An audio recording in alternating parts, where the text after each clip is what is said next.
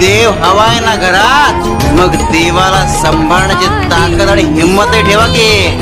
मग चिंता कशाला? अगे तुम्ही फक्त श्रद्धा आणि भक्तीचं बी लावा ग. कृपेची फळं देण्याचं काम आमच्यावर सोडा. दुसऱ्यांचं दुःख पाहून जेव्हा आपल्या डोळ्यात अश्रू येतात तेव्हा त्यांचं मूल्य हे मोत्यापेक्षा कमी नसतं. अश्रूंचं मोल पाण्याहून अधिक यासाठी असतं कारण त्याला भावनेची जोड असते. आमच्या भक्तांची भावना तळ हातावरील फोडाप्रमाणे जपतो आम्ही.